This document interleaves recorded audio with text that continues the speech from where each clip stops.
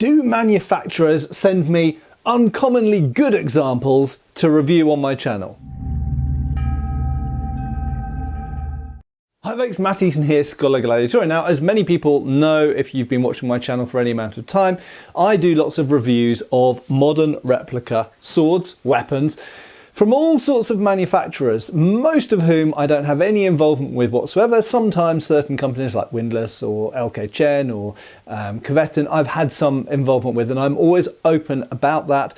In some cases, for example, Windlass or Kveton, they make products which I personally haven't had any involvement with those products. Or sometimes I've had a tiny bit involvement, as we looked at with the Landgate sword from Windlass, for example. And in other cases, I've developed them from scratch. But here's the basic question. For most manufacturers sending me examples of these. So this comes from one of my patrons on Patreon. This is Dominic Serro-Asturi. Dominic Serro-Asturi, I hope I've pronounced your name correct. Long-standing patron on that, and actually he asked this question a few years ago, but we have a pinned list of questions from patrons on Patreon, and I refer back to them occasionally and do videos based on them because, you know, it's a way of thanking my patrons basically, but also they come up with some amazingly good ideas. And this is very pertinent because I am soon going to be doing I've got a backlog of reviews of swords to do, but I've got a bunch of things to review, so I'm going to be doing several reviews coming up soon, and it is important for me to address this point, I think, before I go into some of these reviews, and also I can refer back to this video in the future, hopefully. So the question is, he says, I'll read it out, do you ever get any thoughts, concerns or fears about being offered selective samples as you free review them?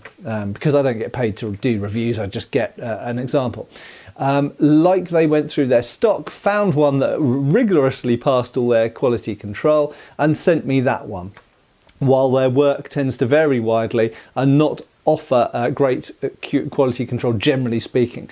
And so yes, that is a concern of mine. I absolutely have to say that. And so, being completely honest, when I get approached by a manufacturer, I don't always say yes. So there have been manufacturers who've wanted me to send me things, and based on the current reviews that I've been able to find online, I've said to them, look, in all honesty, I'm not probably going to be doing a very favourable review of this. So obviously if I went and bought that thing and it was crappy, then I would do a review saying this thing is crappy. But what's the point you sending this to me already knowing that I'm going to give a crappy review? Now, one criticism I've come under over the years is that my reviews are very often positive, perhaps sometimes too positive. You know, I tend to be a positive kind of guy. I try and look on the bright side of things, but additionally that is partly selection, okay? That is a natural selection because I tend to only either approach companies or choose companies who approach me and say, yes, I'll review your stuff, if it looks like their stuff is going to have positive things to say about it. If someone came to me and I looked at their website and I was like, I hate this stuff, I'm probably not going to say to them either, yes, I'll review it, but, you know, I'll be honest, these aren't going to be good reviews. Or I might, in some cases, and I have done this once or twice in the past, said to them, I'm not going to review your stuff particularly well at the moment, so, you know, maybe in the future, get back to me when you have, you know, got better at doing these things, X, Y, and Z.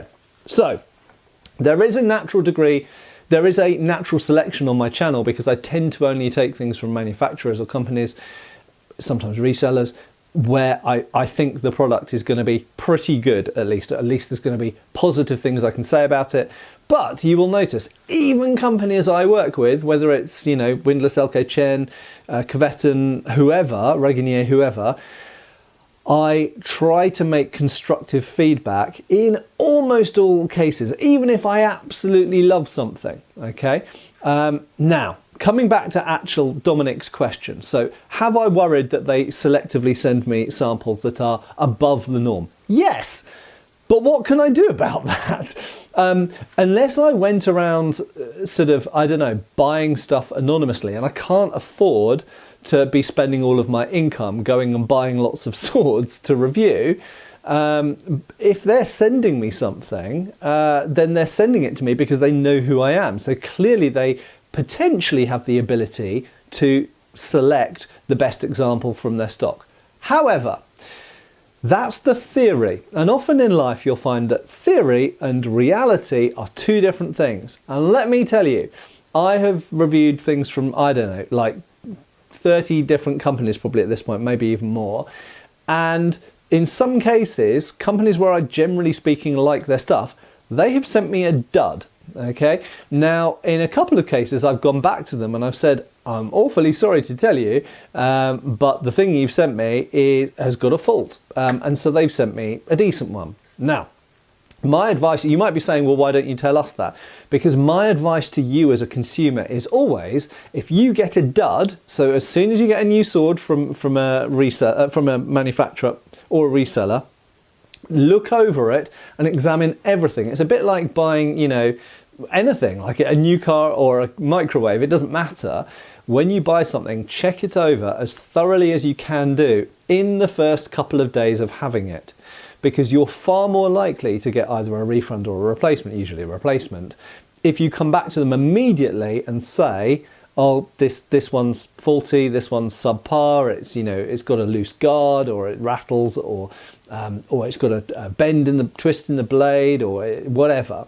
Whatever the issue is, if you go back to them as immediately as possible, you're far more likely with most decent companies to get a replacement quickly from them, or a refund or whatever.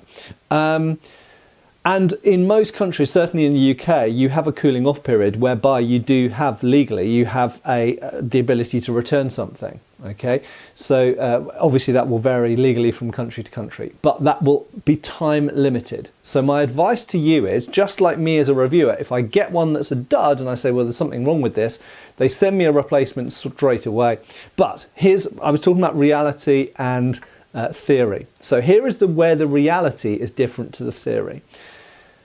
The reality is most of the companies that I work with are dealing with some level of mass manufacturing. If things are being made in Longquan by LK Chen, or if something's being made by Dark Sword Armory, I'll talk about this Dark Sword Armory sword more in a second, or it's being made by Hanwei, or even if it's being made on a smaller scale by someone like Coveton or Regnier, the fact is they're being made in multiples. And my observation is they are not that picky. Companies aren't that careful about which example they send you.